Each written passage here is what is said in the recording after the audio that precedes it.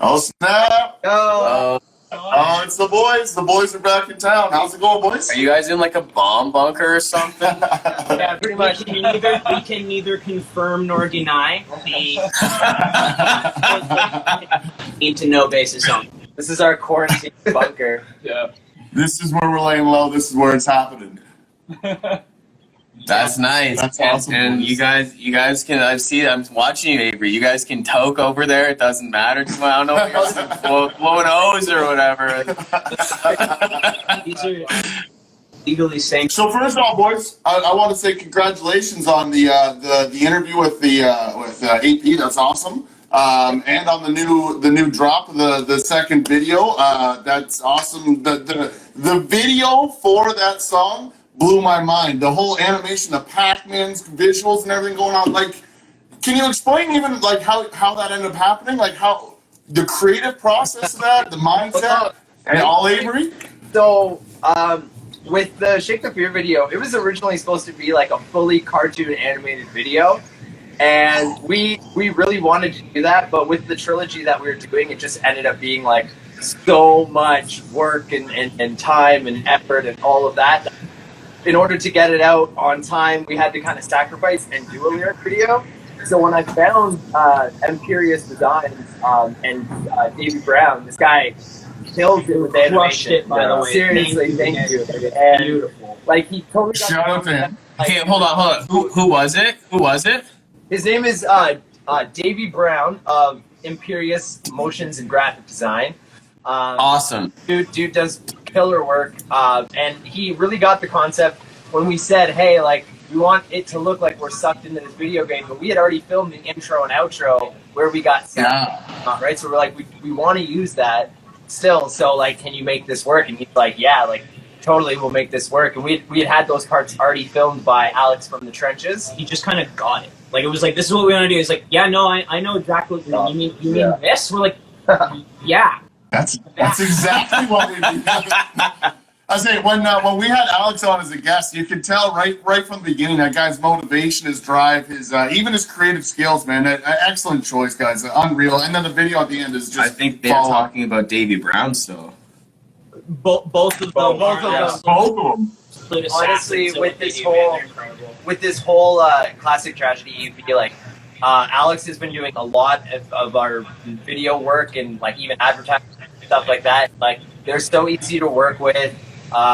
He gets what you're saying to him, and he gets it to you fast. Like his turnaround is always really, really fast, and you kind of get to that point where you're like, I don't feel like I should ask him yet because it hasn't been that long, and he's already messaging you being like, hey man, I have it done. Fully. And you're like, oh, okay, sweet. That actually happened in the first cut of the second video in the trilogy. We were like in the group chat, like we were all kind of getting like, man, I really want to see this, but I don't feel like we should ask him. And then, like literally moments later, it was like, hey guys, I got a cut for you. We're like, oh, Yeah. all right. Same You with, read our minds. same with Dave Brown. He literally made us all, like, the video, the advertisements for that video, and then we literally had to be like, hey man, in 24 hours, can you redo them because we got the alt press feature and we didn't know about it? Thanks. And he was just super like easy, being like, no problem. Like he was even stoked on it for us. So like, well, and there was a couple edits he made to the lyric video. We didn't even notice. And he's like, oh, hold on. I gotta fix the cues. They don't look quite right. And we're like, all right, that's the level of detail you're operating on. Just do it. That's cool. And unasked too. That's some cool shit. Like that's a real professional who's like, oh, I see something I missed. Let me do that for you. I love that, man. Yeah, that's sick. That's a good ass story, man. So shout out to Davey Brown. Hopefully we can get that guy on the show. That actually I wrote his name down. He's wicked at what he does. That'd be sweet, man. So let's get the elephant in the room notified. New band member. New member. Let's have that conversation. I just noticed. How did you get here? I'm Brandon, by the way. Who are you? Yes. It's a good price. Yeah. always get guitarist prime. The savings outweigh the cost. Yeah. Always. Did you say from Prime? From Amazon Prime. Delivery. So how did it end up happening? Like, how did it end up happening? How did the relationship, relationship create? How did it end up going from like, hey, we want you in the band? I want to hear from Brandon on this one, boys. I haven't met him yet. Here he goes. Me and Avery were in a band like 5 years ago, Catalyst. Me and Avery were in this band Catalyst like 5 years ago, so we already had like that chemistry. And then moved to Toronto. He's like, "Hey, do you want to be in a band? Maybe." Actually, Brandon had one of my guitars for 4 years. Oh yeah. And then one day when he moved to Toronto, was like, "Hey man, like I'm moving to Toronto. Like I still have your guitar here. Like it's sitting in the case. Do you want to come pick it up?" And I was like, "Yeah, I knew it was safe with you. Like he changed the batteries in it. He gave it new strings." I was like, "Thanks, So man." he took better care of it than you would have. Yes, That's what you're saying. Yeah, I remember playing that guitar, and I'm like, "How old are these strings?" And Avery's just like 4 years. I'm like, true, good tone to it. Oh wait! Sorry guys, I don't mean to pause you. We're having some technical difficulties.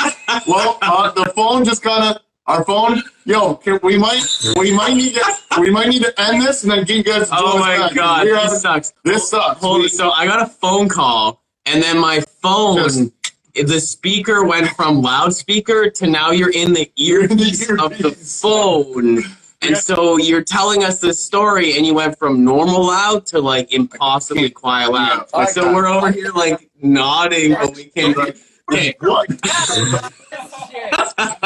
Okay, I'm calling you back. Okay, come back on. I'm sorry, everyone who's on. We have to go off of live and go back on. This sucks. I apologize. 1 second. All right. So where we left off is he had your guitar for 8 years. I think 4 years. 4 years. My bad. 8 years. That's a friendship that's never gonna end. If I borrow your guitar for 8 years, 4 years. Oh, and then I was like, I have your guitar, bro. And he's like, "Oh shit, yeah, I can use that." And I was like, "All right, cool." So we met up and we just talked for a bit. He's like, "Yeah, Words is doing pretty good. Like, we have a song coming out soon, like with Killing Quinn on it, so that's kind of tight." I was like, "Damn, that's wild." damn, dude, that's wild. Yeah, man. How did that go? Did it go really well? Yeah, it went. Oh my. What the track with Kellen or? Yeah. Super hot. Honestly, yeah. That was the greatest mix of sheer dumb luck and the best logistics. Like he's the easiest dude to work with. Yeah. Like it was really, really cool having someone that we've all looked up to forever kind of just be like, "Yeah, I like that." Yeah. I like that. It was cool, like, because I said directly to him, like, just like, "Hey man, like I feel like you probably had your choice of songs. Like we weren't the only people who submitted the would you like to be in our song, I imagine." Right, so it was nice. It was nice to have someone whose opinion matters say yes, like that. I can add something to that. I feel like I can lend my voice to that, and it would fit, and it was beautiful. And he kept most of Ian's lyrics and almost exactly the melody. Like he lengthened a couple things and repeated a couple things, but we obviously wanted him to do what Kellen does because do your thing. Kellen Quinn, man. Yeah. So, but no. Yeah. Which I say, but when I saw that, I was like, excuse my language, get the fuck out of here. That's awesome. You know, like, we have buddies that listen to that guy, and it's like that's insane. When I've even heard him multiple times, it's like, dude, that's an unreal feature to get, and like you guys are already so good, and then to bring him in to open up that exposure to maybe people that might not have ever kind of ventured down your lane, to open that up.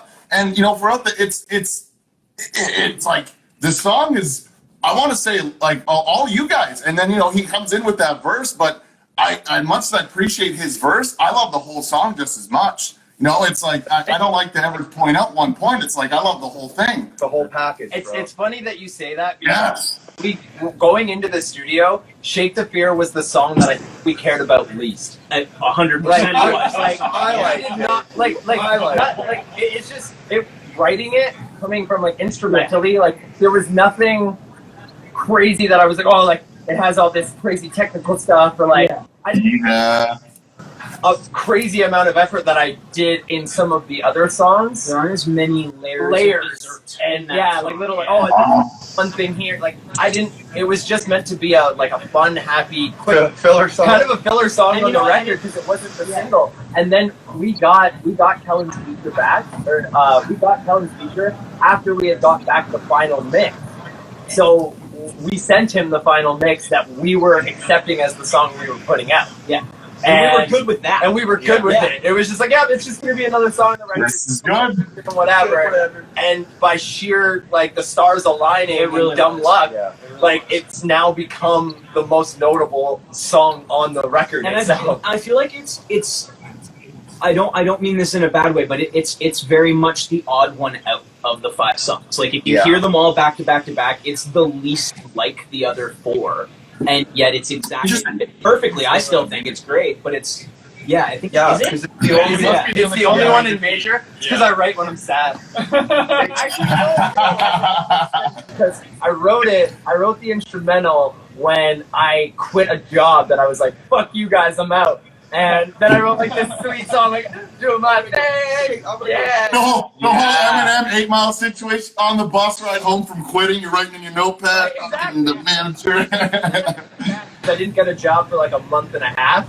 And I was like sitting at home depressed. So now it has a breakdown. And then I wrote the next song, which is the saddest song I've ever written.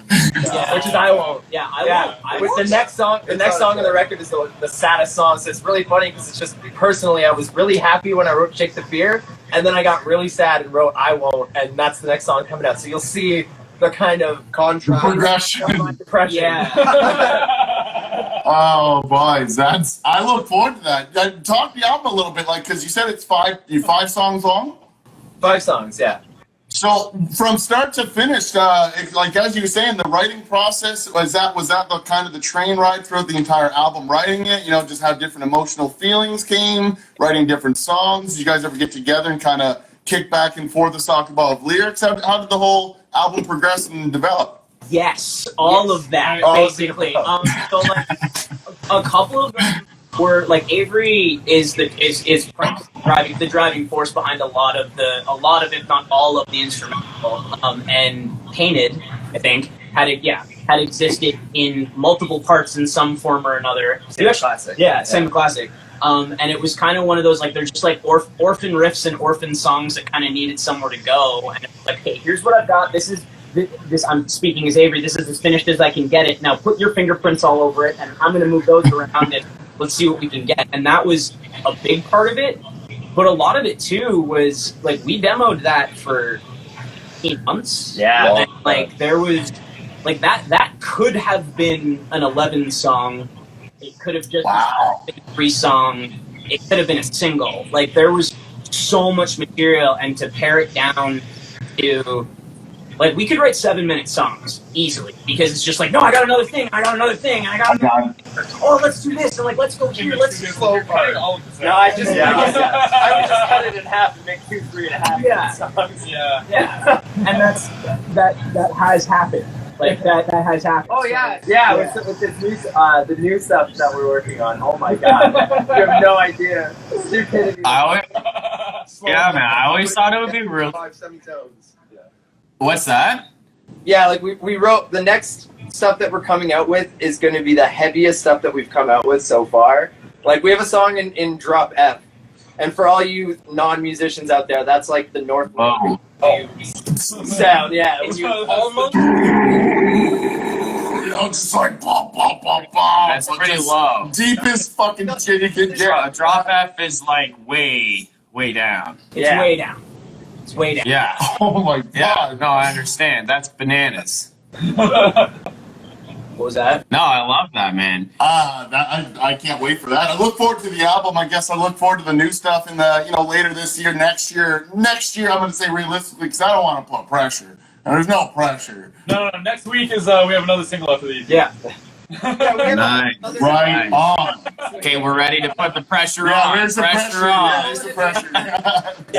We're just gonna come out with an album every fucking 3 months. We've been slow playing you guys this whole time. This is just the EP that leads up to the Our full 4-disc box. Of course. Okay, that's the only way. I like that. I always thought for going live, I always thought it'd be really cool to have like you were talking about how you have 7-minute songs. It would be sweet to have 7-minute songs, but then the cut song, like the 3 minutes, is like in there. Version. So when you're live, you can like do the whole 7 minutes, and then the radio version is just in between it somewhere, and that comes out, and then your sets connect. I've seen that. It's really cool. Like you're in the rehearsal space with us, buddy. How did you know? Oh shit! I'm on your level, and we're connected, brother. Okay, all right, okay. You played guitar and performed for much of your life. That's funny, man. That's funny. Yo, one of the things I wanted to say, I'm bringing it a little bit back, but I really like how when you put a lot of stuff out, and you put a lot of stuff out, and you put a lot of stuff out, and then you get yourself to a level where you're at, and also the personality of the music matches, I really think that's probably what Kellen Quinn signed up for. Like, you were saying, like, I'm not really sure what it is. When you put a lot of stuff out, like we talked about it last time about when do you look for a manager, and we were all like, you guys and us were on the same page. Like, no, you get the ball rolling, and then management shows up. But that's what you guys did with this song, right? Like you got a song, you had a demo, you had it done, and then I'm gonna call him KQ. Just shows up, and is like, yo, I want to do it like this, right? And like that's, but the ball was rolling with or without him. It was already moving somewhere. No, you're absolutely right. There needed to be that bed of music for him to lay something on. Like it can't just be like, hey, we want a vocal feature. Cool. At some On what? Yeah, right. What do you want it on? Yeah, I don't just. Yeah, you don't have anything for me to vote. You know. With the next song that's coming out, we actually we didn't get a vocal feature on it when we were ready for it and had the final mix and everything. But we actually had the opportunity to have Kyle from Brandon Sacrifice on the next I Won't. And we ended up having to pass on it, unfortunately, because at the time, like, we didn't have a final mix. Like, he wasn't able to, like, we weren't in the studio to have him come in and do it in the studio, that kind of thing, and, like, actually have it done properly and well enough to put it out and have a sellable product. So, you know what? It wasn't the time, though. That's the way I like to think of things. You know what? The opportunity developed itself, but you guys were aware that, you know what? This isn't the time to work with the guy. This is the time, you know, we got to pass on it. We'll come back to this. We'll get another opportunity in the future, and the opportunity it is now. You know, I mean, the opportunity has happened, and this is, you know, you were ready. This was the time. You're like, this is our chance, and you took it. And then look where, you know, you don't make baskets that you don't take, right? And you took the shot and you Kobe'd it. Okay. Thank you. Yeah, man. Yeah, it was Rest in peace. the weirdest thing to like wake up to the message because the Instagram post that Kellen Quinn actually put up saying like, I'm gonna feature on a couple band songs, like send me your stuff. And like I didn't even actually see that was sent to me. Yeah. And then I sent that through to our management, and then within 24 hours we got a message back saying he said he'll do it, and then within a week it was done. I spent. You know, it's like it's the best feeling. Yeah, it's the best feeling in the world, man. I couldn't imagine. Yeah, no, I have a confession. I spent longer than I care to admit publicly listening to just the isolated stem of those vocals because I knew I'd be the one who had to sing it live. Yeah. Not the chorus. Yeah, it's. Yeah. It's not the worst. You're dirty. You're gonna be way dirtier so than you did. You're like, yeah, you're gonna have to track this live. But it was actually cool though to be able to practice it and to nail it and be like, yo, like I can sing something Kellen Quinn wrote and I can do it reliably. Like it was cool. It's nice. Be like I can. That's a good feeling. Well played. That's hard, man. I have a couple songs that. Lord, thank you. Yeah, man. Congratulations, brother. Ian, how you been, man? You're being real quiet there. You put a few too many. I talk enough on the microphone. I think these guys hold it down for the underground. Why? What do you want to know? You want to know how my day was? Oh, I don't know, man. I just seen you there. You were so vocal last time. You're so quiet this time. Just hoping you're all good. Don't worry. My manager calls me out too. She's like, Ian, do you have anything to say? I was like, nope. These guys are feeling it pretty good, man. You know?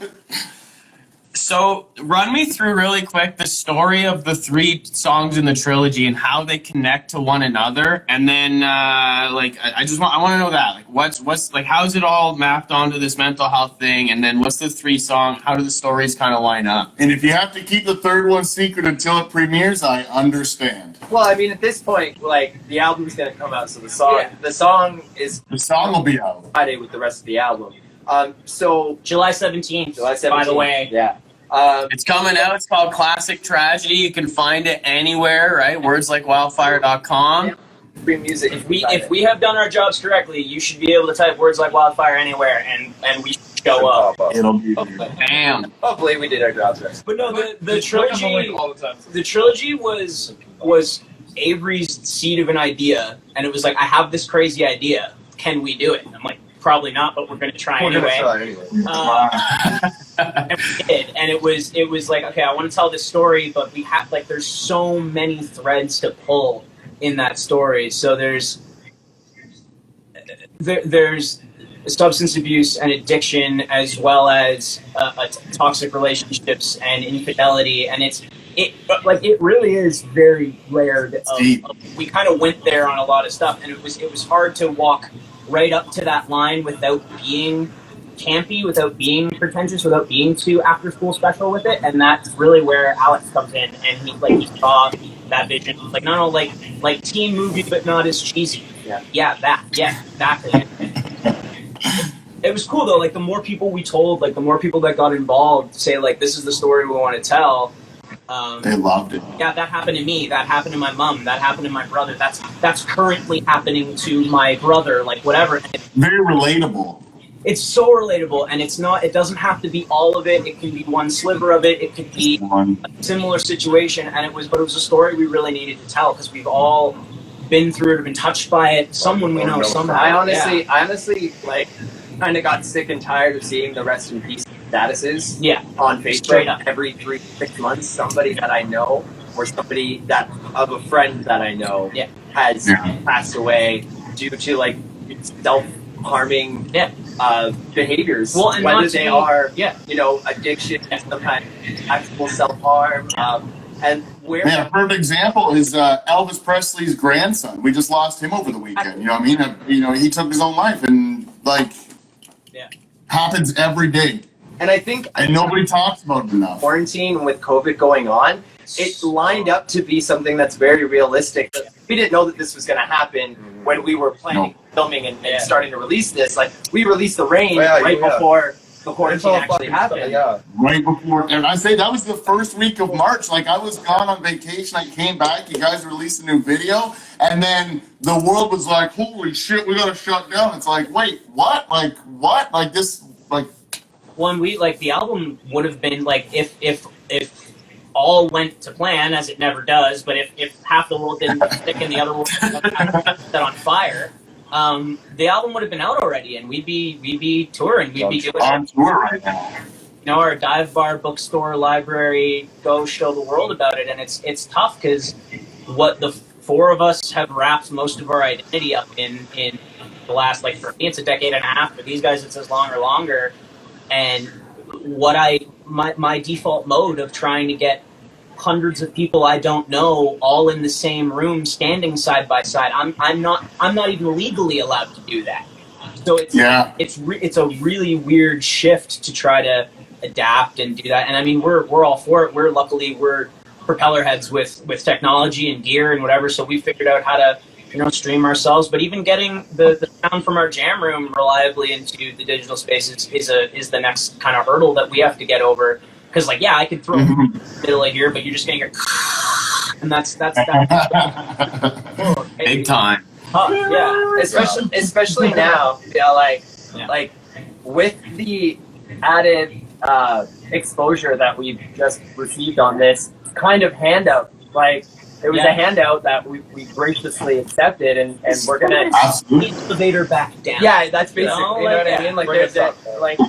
I don't think it was a handout, man. I would call it a partnership, man. You guys put, like, a good song out there, and someone noticed it. Like, it's not a handout at that point. I like to call it sending the elevator back down. Like, it's someone who's gotten to the floor that we want to be on, and they're like, all right. your turn to take your journey. Do with it what you can. Right. Our responsibility. But they picked someone who they thought could do it, man. That's all I'm saying.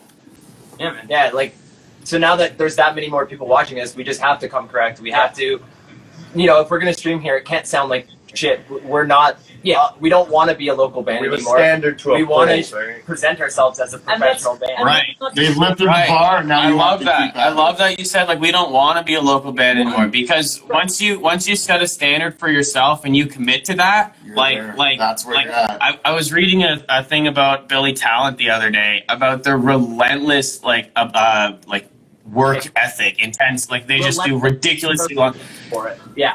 Relentless. What's that? Relentless is the perfect word for it. And like that's not to say that we don't love the scene we came up in and we forget where we came from. Like we absolutely do, but and I need to say this carefully because I'm not talking down on anybody, but if you are simultaneously playing the same 5 venues and then also complaining that you only play the same 5 venues, You gotta change. You gotta You grow. gotta change. You gotta You grow. gotta- this wheel's Everything gotta in the spin, universe man. is growing, man. And why not this band? Like, it doesn't make sense not to. I don't get it. Have you done anything? Like, I actually have this question written from before, and you guys just talked about it. What have you done to pivot because of COVID? Like, how? Like, your life was just rug pulled out. So, how do you stand up now? Going ham on the internet content. Yeah, you gotta be an internet thing. yeah. I literally went to, so I was in another band and we did the Warped Tour Follow thing, and we literally went and sold by hand a bunch of our albums at every date. And I kind of took that mentality of, hey guys, what's going on? Who are you here to see? Oh, awesome. What are you into? Hey, you might like this. It's $3, $5. You want to buy it? I took the Warped Tour hustle to Omegle, to Facebook groups, to whatever. Just say, hey, what's up? You're in a position that tells me you're probably gonna like this, and if you don't, you probably know someone who does. Yeah. Can't tour the world in real life. I'm gonna do it on the internet. God damn it. Yeah. Can you live stream and have people pay like 7 cents to log into your stream? And is that a thing? Yeah. Is that my free camp? I thought that was my free camp. I thought we talked Do about you have an OnlyFans You got account? an OnlyFans? My free camp? You got a Patreon, maybe? There are services that do exist in that regard, and I will be shocked if there is not a new IP that is essentially just that. That is essentially a virtual drive-in theater, if you will, that you can go and essentially rent, and then it's up to you to collect the audience and make back your pay. Because you pay a studio to save your per gigabyte to save your songs for however long. You pay iCloud for data, and that's really all that is at that point. It's someone with a robust server that's in a central location that can I broadcast. can supply it. I wouldn't be surprised if Live Nation, with all the money that they're saving ripping off artists, if they came out with an app that was like the Live Nation shows, and you just pay monthly or something. I would be disappointed if And that pop up. Yeah, to be honest. You know, the kicker to that app, boys, is they're probably not even showing you new live shows. They're showing you old shows from 2002, Metallica 97, Offspring 2004. You know, they're regurging their old cycle because that's how they love to get that money. Right. Like the and biggest that's- thing is having the audio set up correctly, because like Yeah. you want to watch a show, even when you watch the live vids of like, oh, Chelsea Grin at Warped Tour, like the sound is there. Beautifully. It's not just watching it live. So if someone figures out a way to, you know, have an app that can stream out to all these people who are following and paying and subscribing and whatever, and they become the prime concert source for online concerts, like the market's there, like monopolize. That's a huge deal. You're giving away $1 million idea right now, my man. For somebody I can feed. All right. I'm Please, calling it. We gotta take this offline. I think we should talk about this behind the scenes. Yeah, 6 people heard that. and in all seriousness, though, like I did Doomfest, which was organized by this group of just incredible ladies in the States, and they got people together from like all over North America. I think we had a couple international acts, and they not only did they organize an online festival that was scheduled and streamed on YouTube, and it was great. They charged admission and they paid everybody, and they paid all the artists. Like I got paid for doing a 20-minute acoustic set online, and it's a new ecosystem. Like it's going to be a year from now, it's going to look a lot different than it did now. Like the Alma Combo has just been renovated and re-upped, and if you've seen kind of the behind the scenes when they first released it, right before the pandemic, they said, hey, we're going to start opening the doors, and we really leveled up. They've got 2 completely sound isolated rooms. They've got like 900 channel mixer and the ability to, they have all of the tools we're talking about, and the deployment of them is going to be a lot different now than I'm sure the original intention was.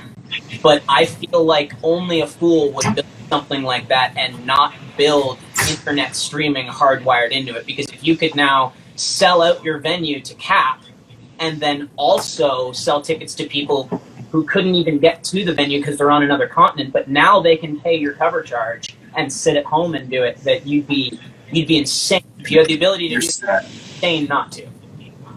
Yeah.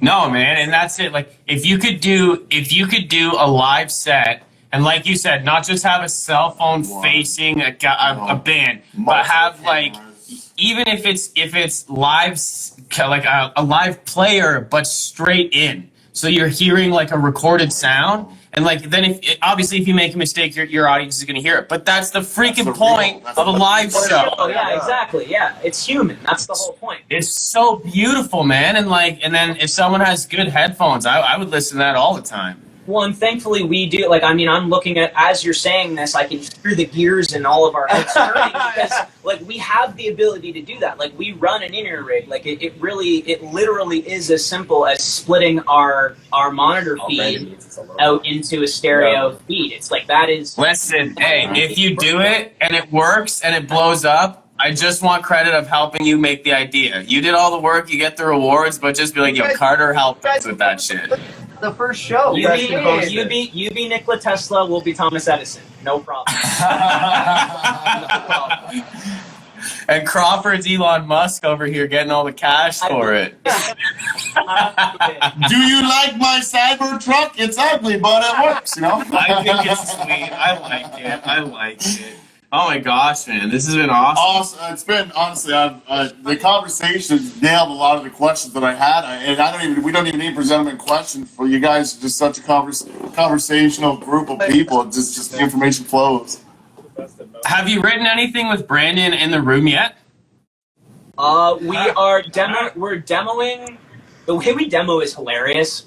We were doing some vocal demos yesterday, and we were literally coming up with like lyrics on the fly, and some of them make sense, but a lot of them are just like random syllables and fruits. Just words. Like stuff. So, yeah, like honestly, if you guys hear the original version of Shake the Fear, oh yeah, the breakdown. It's literally I say these things because you have to write some lyrics for this song.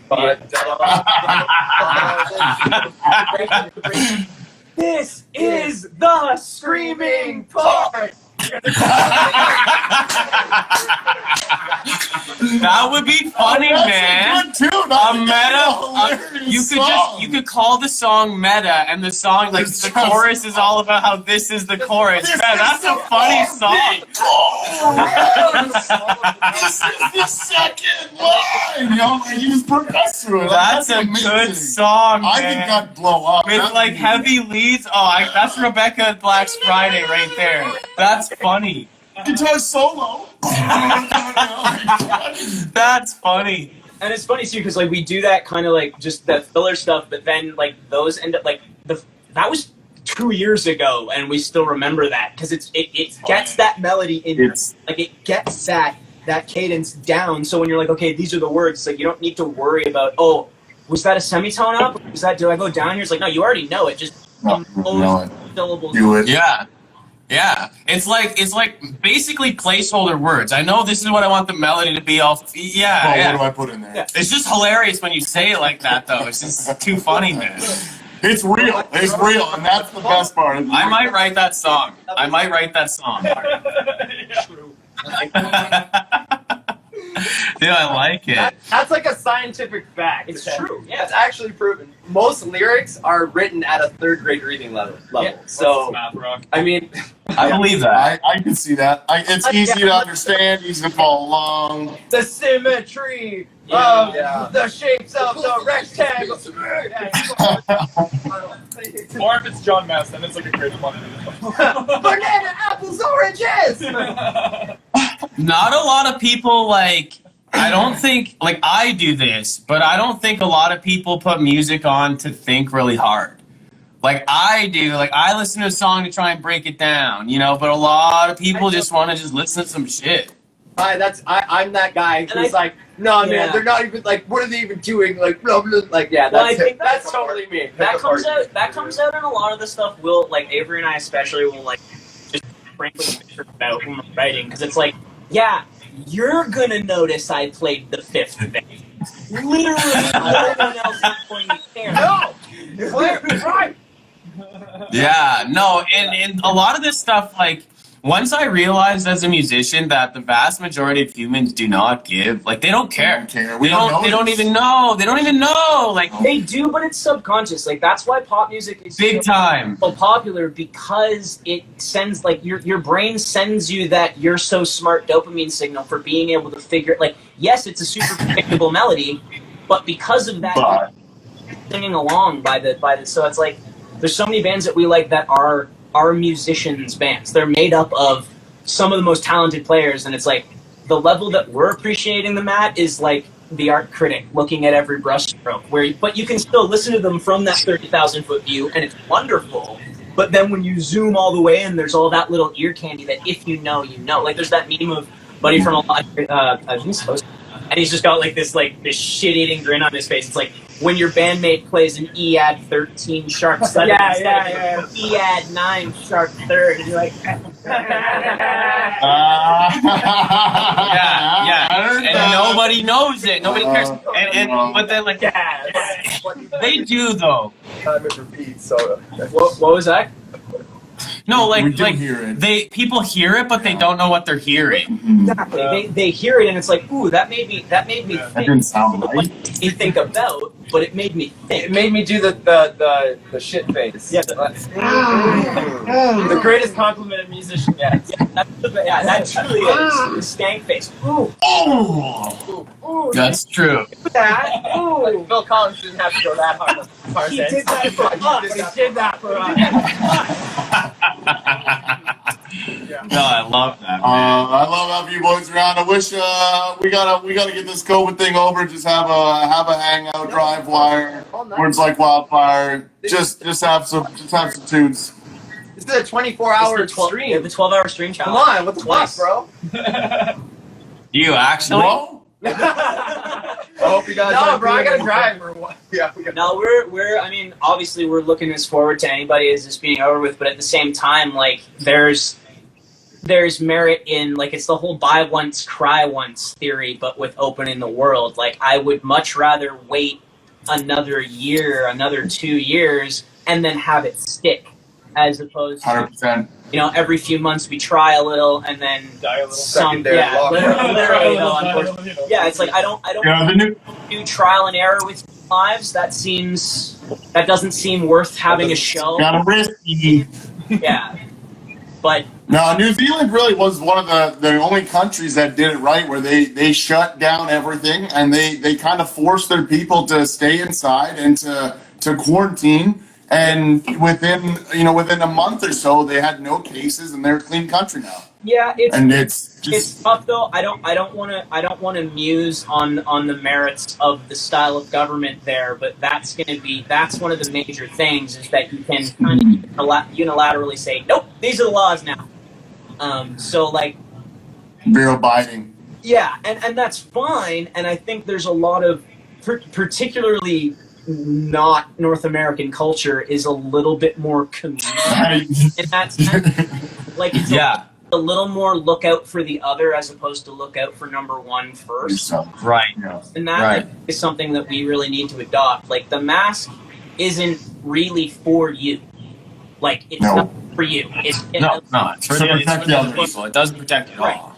Right, and that's the whole point. But, well, it's like that pee meme. Like if I'm not wearing pants and I pee on you and you're wearing pants, you only get a little bit on you. But if I'm also wearing pants, you don't get it on you at all. Not me, I got a super screen. There you go. It's all the melanin. Right. So if you have one, you want to have a mask.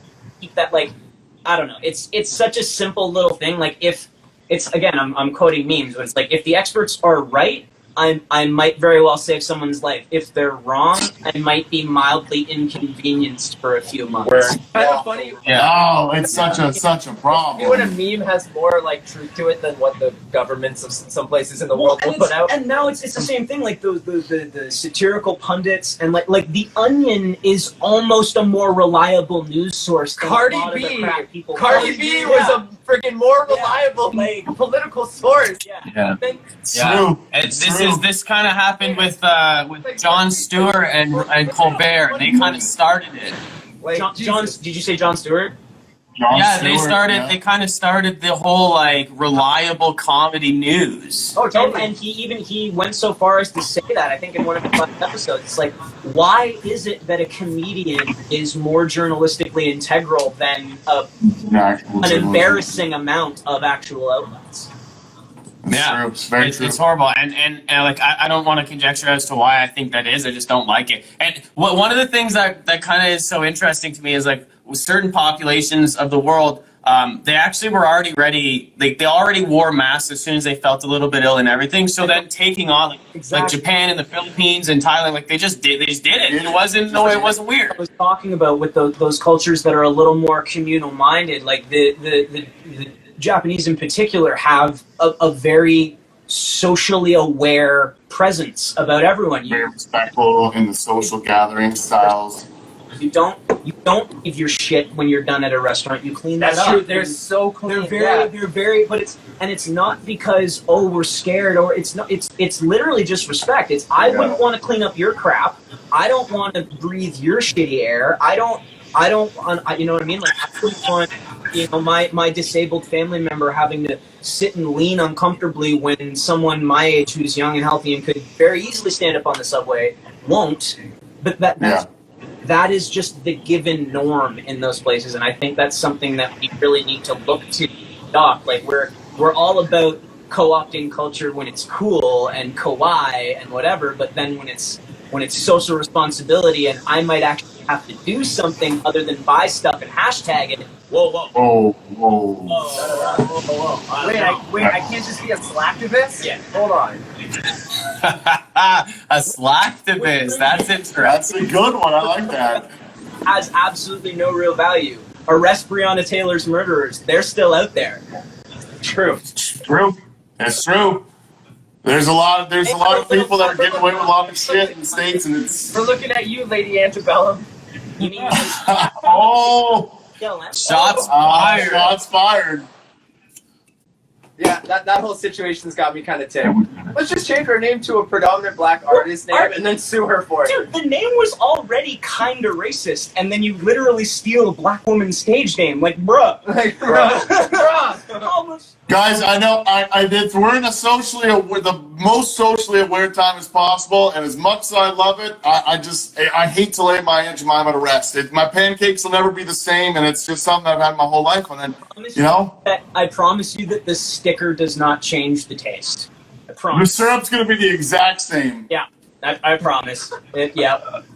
Actually, I think that they'll get less sales by not putting a black woman on their pancake syrup. Because specifically, as someone, I bought that syrup because there was a black lady on it. Now, it's true connotations for what she's dressed as and anything, but I don't think that stops them from picking a new model who is strong, independent. Yeah. Like, if Michelle Obama African-American on pancake syrup. Yo, if it was Aunt Michelle, that would actually be pretty cool. Or Mrs. Michelle, because the auntie part is part of. Is that something? Back in the day, back in the South, they wouldn't call black people Mr. and Mrs. out of disrespect. They called them auntie and uncle. That's Uncle Ruckus from Boondocks. That's why his name is Uncle Ruckus. And that's the reason I ask is because I have there's an older Indian gentleman that would always come in the store, and he just says, "Call me uncle." He told me to call him uncle. And because it's been around for so long that people don't even know, and it's just ingrained in them that like they don't understand where it actually comes from. So if they put Michelle Obama and called her Mrs. Obama, and like had like you know what I mean, or you know Brianna, you know, like pick a strong, powerful black woman who's a great example to put on that. And do it for a good reason. And do it for a good reason rather For a than good reason, absolutely. no, like. Because now I feel that would actually have been a really smart pivot. That would have been a really smart pivot, actually. I'm ashamed of them for not doing that because that's so damn smart. Yo, look, I get it. This is the new black lady of power. Let's do it. Like, it's actually but then what they'd be accused of is doing it for profiteering. Which, okay, fine, but at the same time, you already have lots of profits, and if all you're doing is changing your mascot, and that's your idea of activism, then at least do it well. Yeah. Like, if that's fair. Hey, that True. It's very true. I'm sorry, but like a lot of people put pressure on businesses to not do things about money. It's a business. Yeah, that's what they do. Everything It's a business. is about money. It's about money. So they can make more money to create more for these people. That's what they do. That's what they do. Yeah. So if everything that they're going to do about these, you know, new woke movements, it's going to be performative. It's going to be about business. At some so level. do it right. And at some level, that's okay because you're starting that conversation. You're like, yeah, okay, it's just syrup, but it's like, I've never gone to a house and not seen that. Yeah. You know what I mean? Like, it's just kind of a staple. So, like, if you're gonna take that thing that has been this ubiquitous object that kind of becomes background noise, and you're gonna give it this power suddenly, it's like, well, then harness it and focus it so good because it is performative. It is for profit, and that's fine. But own that and then aggressively market it as such, and that will do more good than just saying, okay, you're right, we're gonna change it. Okay, but then because now this just just silences the issue. It's like, oh, you don't like it? Okay, we won't do it. It's like, okay, but you're ignoring why it was problematic in the first place, why it took the friggin' world protesting to actually do something about it, and to do why something. Talking so much about a bottle of syrup when there are literally people's murderers still walking around with guns. Still walking. Yeah, man. Yeah, like and it's even if we even look at I guess if we look at television networks for years, you know, you could go back and watch episodes of Cops, and as much as I hate to say it, Cops was a extremely racist in a discriminatory sense with police officers and their force. It was blatantly laid out on tape for 36 seasons. Yeah, man. Well, I mean, and Eric Andre even he did it. He said it perfectly. He said one of my favorite bits. He goes, "No, I'm not an expert, but was reggae not the worst choice for the opening of Cops ever?" Yeah. That is so true. That was that from his latest special? That was one of the funniest comedy sets. He's funny, man. But it's so true. It's so true. Hell's 846 as well. If you haven't already seen that, it's like, it's incredible. It's not a comedy show. It is, but it's only a comedy show. It has a message. On it. It's a comedy show because he tells jokes while hitting you in the face with truth. But it's facts. Incredible. It's almost like this is the best way I can present facts to people that they'll actually listen to sort of comedy sense. Because if I just present facts, they're just gonna brush it off. He all but says that, man. Really, he's like, I didn't want to do this. Basically, I'm paraphrasing and badly, but it's like, I didn't want to do this. I have to do this. I had to. That's ridiculous. Yeah. Yo, man, that's a perfectly good lull. I think that's the best part. Cut it. Like, Cut. Unreal. Time it out. Ending on the best message possible. All right, this has been Words Like Wildfire. They have classic tragedy this time, coming out. boys. You got it right. That's it. So they got classic tragedy coming out. It's their 5-song EP this Friday, the 17th. Find it anywhere you can listen to music online. Available worldwide, everywhere. Bam. WordsLikeWildfire.com. WordsLikeWildfire.com. There is merch to buy. Wrap yourselves in our linens and let us buy our gear so we can stream to you because we're not allowed to go. Do you have a mask? Do you have a Words Like Wildfire mask? That's coming down the pipe. We're just trying to find. Boom. We have face shields. We do. We're working on the masks. I think there's like a shortage because of like Yeah. PPE and stuff. Well, Of course they are. Yeah, you might miss the boat on that. Yeah, we're trying to find a way that we can either give them away with a merch order of a certain size, or have them at a price point that doesn't feel stuffy. You know, because like They're a necessity. they're a necessity. They're Like, essential now. like, yes, we're gonna go buy them, and no, I don't want to just hand out free masks to everyone. But at the same time, I'd rather hand out free masks to everyone than them just not wear them. So Yeah, you want to keep people safe rather than keep a profit coming in off of just one little item. right. Like nobody really argues with stuff that when it's free or when it's added on. But like I feel like that would be the easiest way to get people to wear masks. It's just like, hey man, wear this. It's You free. don't have to pay. Take it. This is free for you. It literally costs nothing. Take it. Yeah, exactly. Yeah, it's like that technological where like you walk up to someone and if you're handing them, they'll take it from you. Just because what, like, it doesn't matter what it is. Sales guy psychology. If someone is holding something and you want it, look them in the eyes and start a conversation. Hold your hand out. It will end up in your hand. It's the weirdest thing. It's the weirdest. From devices at the vape store, I learned that. Someone would be like, "Oh, there's this problem, blah blah," and all I want to do, because I know what's wrong with it, I just want to take it from them and go click, click, click. Here you go. So I'm like, "Oh, I'm really sorry that you're having that problem with that," and then it ends up in my hand and I fix it. I like it. I like it. See, we're not here just for interviews. We're not here just for tips on success. We're here on psychological tricks too. We're nerds in all fields. Like to go, bro. I want to see how words like wildfire is mind fucking me every single day. Right now. What's in a mind condom for the merch table? Thank you so much for joining us today, man. Boys. This was awesome. Sorry about the technical difficulties. Hopefully I don't get hit too hard by Dom and Fran. Yo, thanks so much, guys. Peace out. Good luck Peace on out, everything. boys. Good luck. Can't wait for the album to drop this Friday. We'll definitely be sure to share that as soon as it drops. Awesome. As always, we love you. Stay safe. Wear your masks and don't hate. Pop in your sleeve. Ally or die. Peace. Peace out.